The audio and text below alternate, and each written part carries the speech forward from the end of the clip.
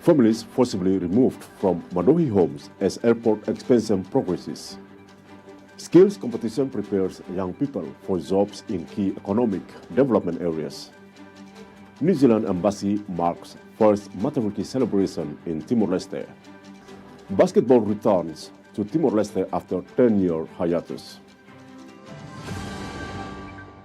Welcome back to RTTL World News. I'm Zegeres.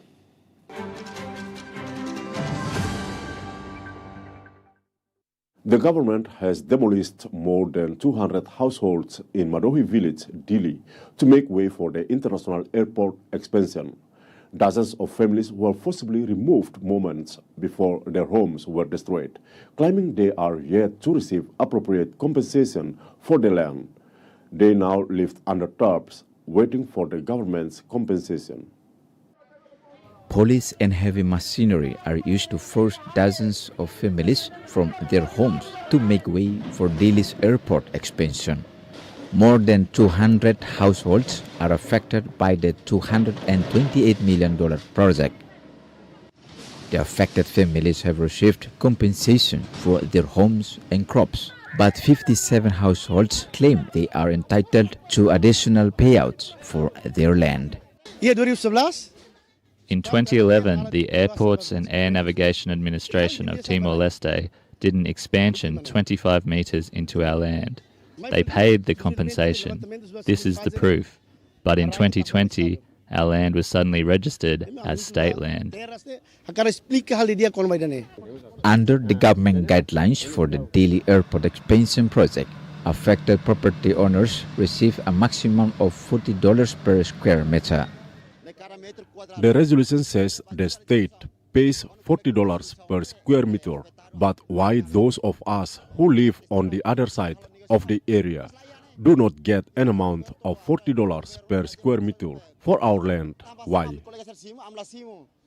Julião da Silva says the eviction is affecting his children's education. We temporarily stay here due to my children still attending school. After they finish, I will find some place to live. But I'm not sure where to go because I have no money to buy land. As their homes are gone, the families are forced to stay under the tarps as they continue to fight for their land rights. We will not leave this place because the government has not paid us.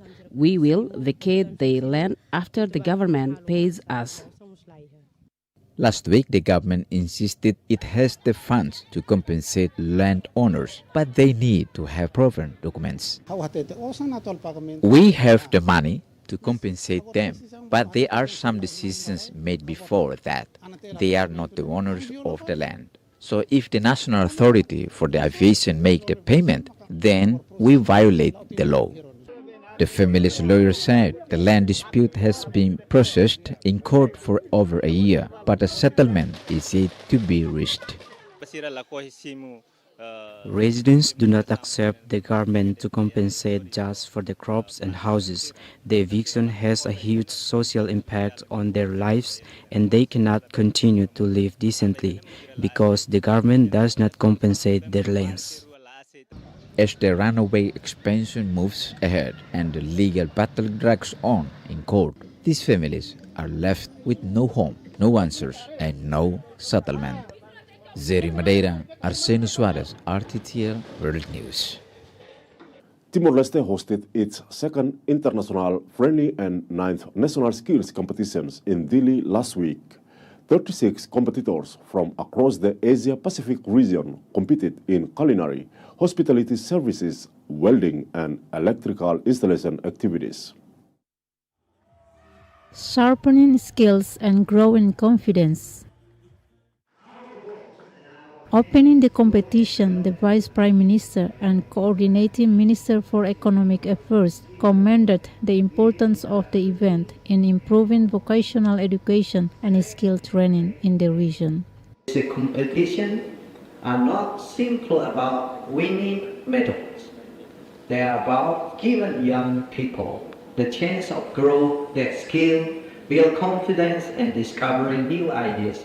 They also help us come together across borders to learn from one each other. competitors vied across 4 key areas of economic development. These skills reflect key part of our economic tourism, hospitality, energy, infrastructure, commerce, manufacturing, and industry. Preparing young people in this area means preparing them for real jobs, and that's build our country. 22-year-old Adolfo Arkanzo Okimau from Suai, a 4-hour drive from Dili, won a gold medal for his performance in the restaurant services category. I didn't expect to get a gold medal, but I did my best and won. This is such an important milestone in my career. Indonesian competitor Nilu Putu Aditi Satriani won a gold medal for her performance in the cooking category. Because this competition, I have a new friend in here and then new knowledge about the cooking, and also I want to improve my skill for the future as a chef. For some competitors, it was an opportunity to demonstrate their skills, celebrate their passion, and gain new experience. It's not an easy challenge, so it's really tough. But so it's really nice to come here and challenge with other people besides from my people in the Pacific nation. So it's a really nice experience. Investing in people or human capital is a crucial priority to build a stronger Timor-Leste. Strengthening skill development is a top priority for our government. We need a modern, reliable system and matches our country goal and fit with the standard of ASEAN, CPLP, Pacific, and the wider world.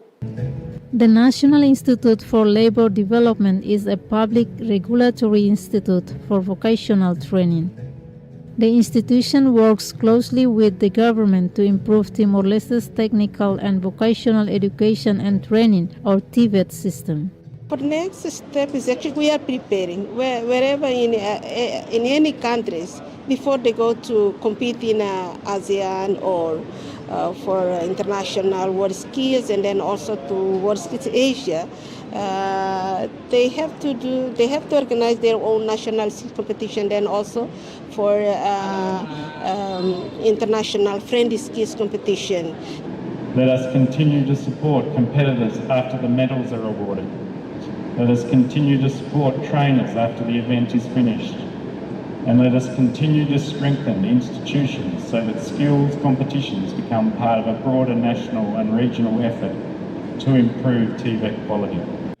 The national winners will participate in the Association of Southeast Asian Nations ASEAN Skills Competition and the World Skills Asia Competition next year.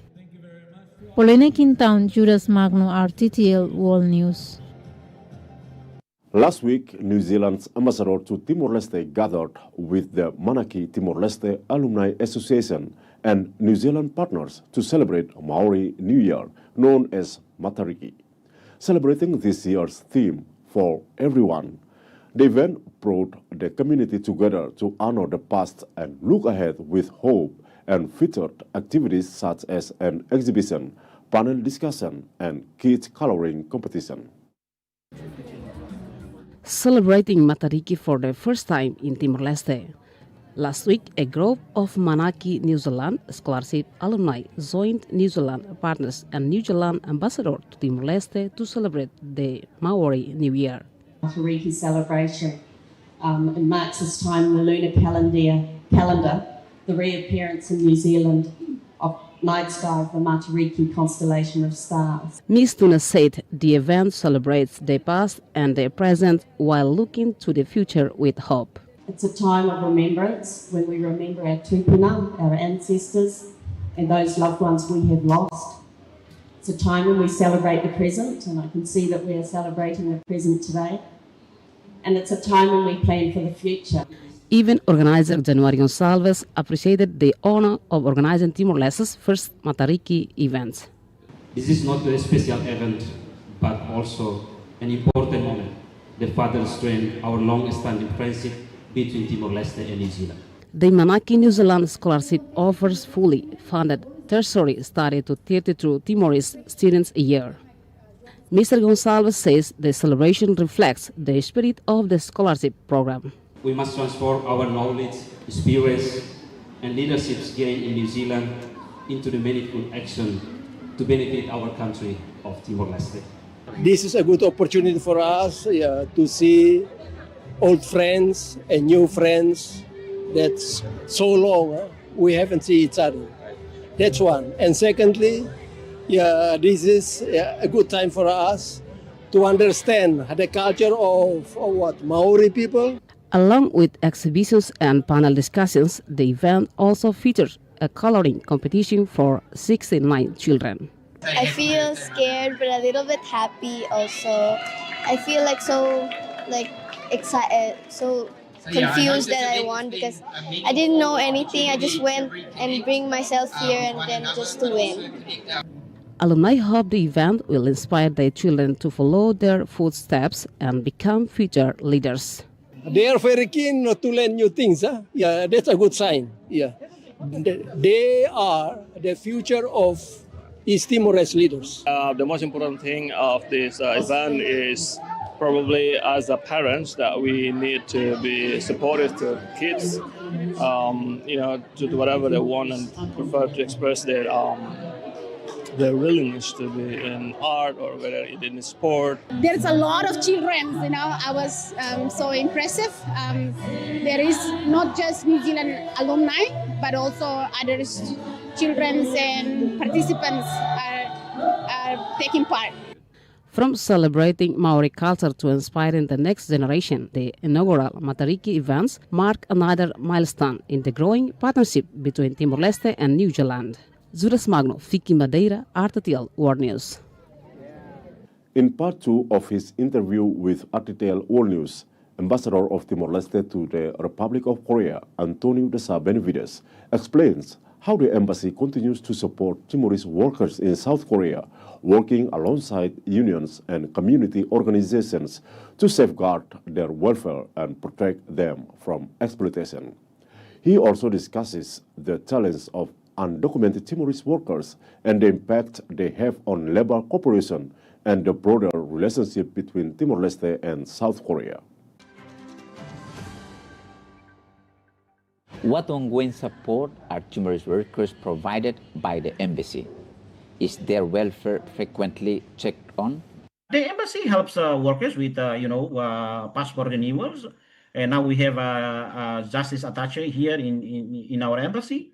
And if they have legal problems, workplace dispute, emergency, and other consular services, it also stays in contact with we stay in contact with the Timorese community. Although we have to be honest that we cannot regularly check on every worker. How important are workers' unions and student association to supporting Timorese in South Korea?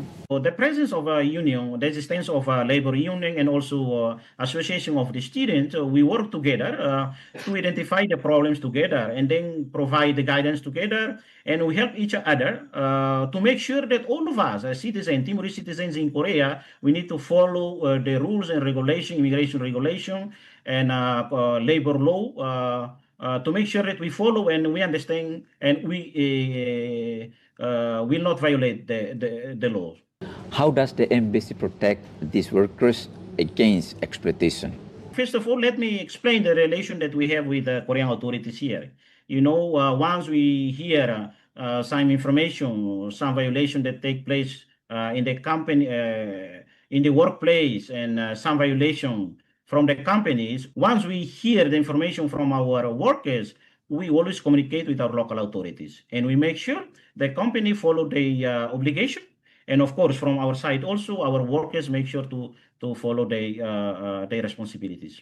There are an estimated 1,300 to 1,500 Timorese workers staying and working illegally in South Korea. What does the embassy do to address this issue? The embassy encourages Timorese citizens, all Timorese citizens, to follow Korean immigration laws and avoid overstaying their visa. We provide advice, helps undocumented workers to return home if they wish, and work with the government, Korean government, to reduce illegal migration.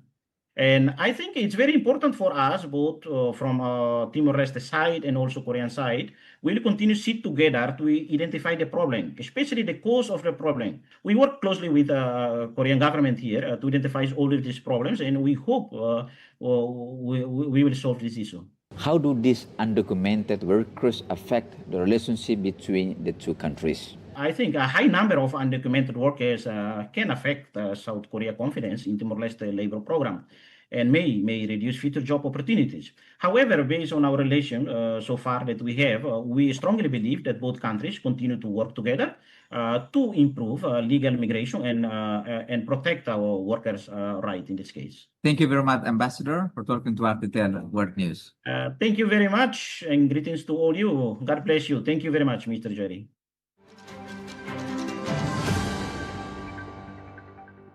The National Basketball League has returned after a 10-year absence in Timor-Leste. Fully funded by the Timor-Leste Ministry of Sports, the competition hopes to revive the sport and develop talented basketball players who have previously been deprived of a competitive platform. The long-lost national stage has returned. 24 teams, 12 women's teams, and 12 men's have immediately registered to compete. The Basketball League is back, thanks to the fans and thanks to all of you. So you have an obligation to showcase your talents to attract a new generation to this place. Basketball players have been deprived of the big stage of national competition since 2016, practicing and playing only school competitions and other small tournaments. We train outside every year and participate in school competitions, and joining our club brotherhood has made us more familiar with the game of basketball. When I heard there was a national league, I was very proud and wanted to play here. The Dili Sports Hall once again erupted with excitement for the opening match. The Basketball League is a competition that everyone has been waiting for. After a long hiatus, it has now been revived, bringing new hope to all basketball players. The Santo Antoni team took on Ponta Leste to kick off the National League for this year. The event also serves as a platform to scout talented players for the national basketball team, which is likely to compete in the upcoming Southeast Asia Games. I ask the Basketball Federation not to forget 2027. We have SEA Games in Malaysia. The competition will run until December, with the first place team to receive $20,000 in cash. Zegedes, RTTL World News.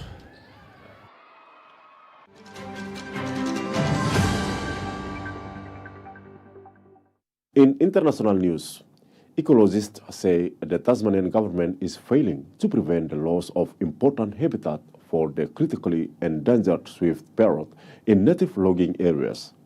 It comes as the Commonwealth applies greater scrutiny to the state's logging practices, but the industry is confident it can pass the test without job losses.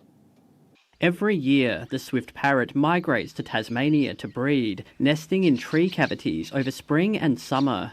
For at least 4 years, the critically endangered birds have been seen in these forests at Lonavale in southern Tasmania. It was an area with very strong habitat qualities. The area is regularly logged, but the presence of the parrots prompted a rethink. The Forest Practices Authority, or FPA, assessed each area set aside for logging, called a coop, in greater detail to try to protect more habitat. There were supposed to be trees retained. That hasn't happened. This tree was at least 4 metres wide and up to 500 years old. The regulator says it was likely felled for safety reasons. Trees alongside streams were not to be touched. There's logging that's happened all through this streamside reserve and then burning. The regulator described the protection for this coop as being above and beyond what would normally have occurred. These forests aren't part of the designated swift parrot important breeding area, despite being regularly used by the critically endangered species. For decades, the Lonavale forests have been logged coop by coop by coop. The logged areas are burnt and then resown, but each time the parrot's habitat is degraded. Leaving a little bit here or there, that's not a conservation strategy that is going to work. It's just continual reduction in the availability of habitat. Matt Webb has studied swift parrot behaviour for 2 decades. The government has relied on his data. Each year we return to the same places and then there's another 100 hectares gone. Go down the road and another 50 hectares gone. A report by a government economist estimated that public forestry company Sustainable Timber Tasmania would lose $12 million in revenue over 3 years if logging ceased at Lonavale altogether, and contractors would lose $10 million. That's all the balance. So if you look at the balance in terms of economic, environment and social outcomes, that should be all included. From July next year, there will be new national environmental standards for native forestry, but the industry wants certainty well before then. What we really want from the federal government, is one clear guarantee that no forest business within Tasmania will be worse off under these reforms. The FPA says Tasmanian law requires it to consider economic factors when major regulatory changes are made. Resources Minister Felix Ellis says the system is adaptable to swift parrot seasonal movements.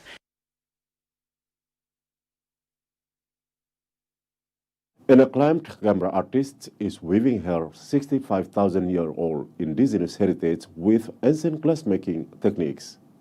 Jennifer Kamara Martiniello is a finalist in Australia's most prestigious First Nation Art Prize. Fragile forms forged in fire.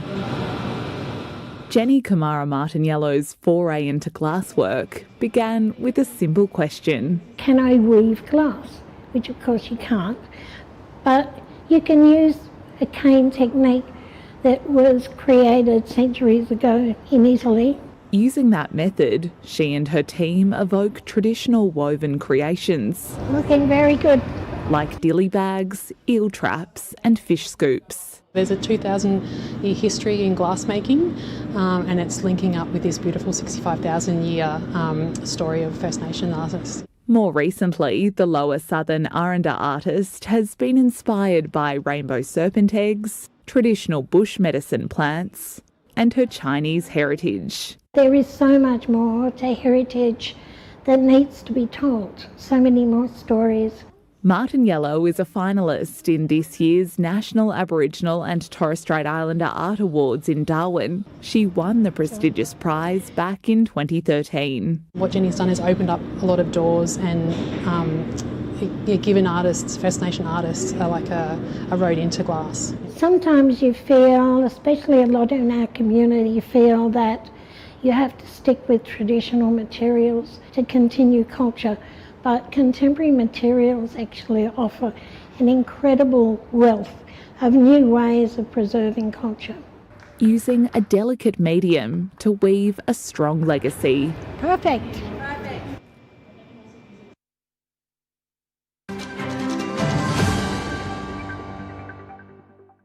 And now, tomorrow's weather, starting with Dili. Partly sunny with a couple of afternoon showers, a top temperature of 30 and a low of 21 degrees. Some sun in Baucau, becoming cloudy with occasional rain in the afternoon, temperatures ranging between 27 and 18 degrees. In Lauten, sunshine and some clouds, a high of 27 and a low of 20 degrees. Sun followed by increasing clouds in Bobonaro, with rain in the afternoon, a top temperature of 24 and a low of 14. And in Aleu, cloudy with sporadic rain in the afternoon, temperatures ranging between 24 and 12 degrees. Now, looking abroad, in Kupang, humid with sunshine, a high of 30 and a low of 22. Intervals of clouds and sunshine in Bali, with a couple of showers early in the day, temperatures ranging between 31 and 21 degrees. In Jakarta, hazy sunshine with a shower in the afternoon, a top of 33 and a low of 24. Humid in Seoul with intervals of clouds and sunshine, a high of 30 and a low of 23 degrees. Mostly sunny in Darwin, temperatures ranging between 30 and 18 degrees. In Sydney, partly sunny, a high of 20 and a low of 10 degrees. Partly sunny in Lisbon, temperatures ranging between 28 and 19 degrees. Mostly cloudy and warm in London, with a top temperature of 25 and a low of 15. And in Belfast, mostly cloudy, a top temperature of 20 and a low of 11 degrees.